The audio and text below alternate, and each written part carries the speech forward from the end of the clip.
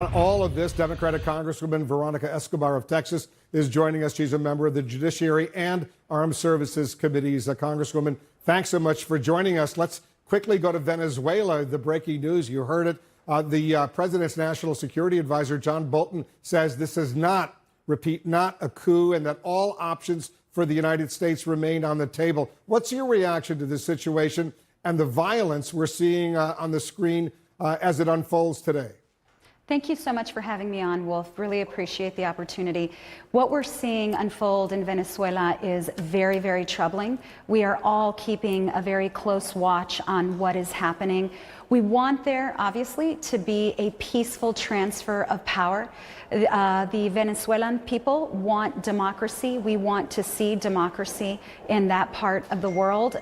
We have a stake in that, but we need to just, everything is unfolding minute by minute. We need to keep watching. We need to be cautious. We need to be supportive. The international community has acknowledged who the rightful leader of Venezuela is, and we want a peaceful transition. So are you with Maduro or Guaido? Well, with Guaido. And yes. And the international community has recognized him as the leader. And so we want to see that transition. We don't want to see the military firing on its own people. We want to see a de-escalation. All right, let's move on and talk about some other major developments today out of the White House. The president, he met with leaders of the Democratic Party, as you saw. They have all come out of that meeting, which was very cordial, we're told, and they've proposed a $2 trillion infrastructure plan. They've got the broad outlines of that, the $2 trillion. A lot of details, of course, remain to be worked up. You think you and members of Congress can turn this proposal into a reality, or will this fall apart like so many other initial agreements between the president and Democrats? I know we can, Wolf. There are needs that are significant across this country, and it's not just in literal infrastructure like highways and bridges, but infrastructure like broadband and clean water, infrastructure that's been neglected for far too long. So in the House, at least with the majority, I have heard nothing but a willingness to cooperate with the White House in order to get a deal done, in order to deliver for the American public. So I think you will see from the House a real willingness to solve America's infrastructure crisis. Are Democrats willing to give President Trump a victory on this critical issue of infrastructure before the 2020 election? We want to give the American people a victory. It is so important. You know, I'll tell you, Wolf, many of us, especially the freshmen, we are very much like hot off the campaign trail. The American public wants a long list of things for us to deliver. We've been working in the House, delivering on those promises. Infrastructure is one of them. So regardless of who's in the we want to deliver for the American people. And if you see the state of so many bridges and highways and airports all over the country, you know this is a critically important issue that deserves enormous bipartisan support. Let's move on to some other issues, Congresswoman. It all comes as the administration is fighting your oversight efforts with the Attorney General, William Barr, now threatening to skip your House Judiciary Committee hearing on Thursday morning due to the format. The chairman, Jerry Nadler, says there's no middle ground to negotiate. Why are you willing to risk losing this opportunity to question the Attorney General? You know, it's really the risk that he is willing to take.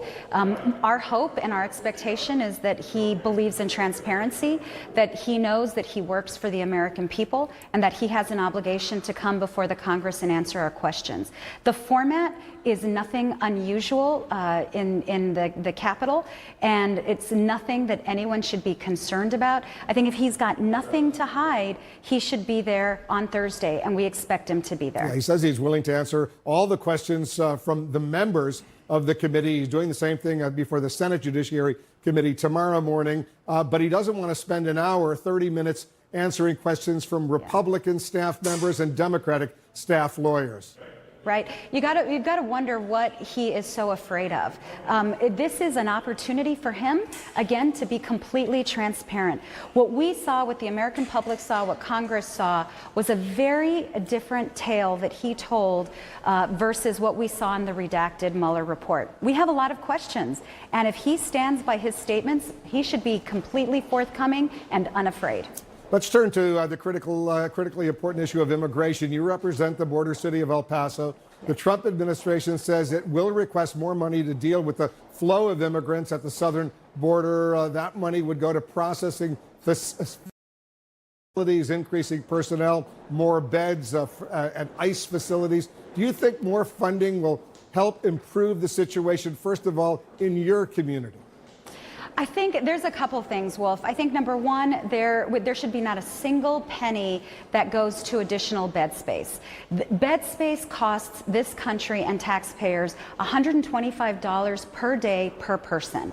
The amount of people, the number of people that the Trump administration wants to incarcerate is that number would be extraordinary. It should be offensive to every taxpayer. There are alternatives to detention that are humane, effective, that are far cheaper. So not a single dime would I support for more bed space. I think in terms of the humanitarian response, I would be willing to support more funding for humane processing centers that get individuals who are pleading for asylum out the door, processed and out the door within 72 hours. But the Department of Homeland Security right now receives a significant sum of money. We also at the same time have to look at how they've been spending their money.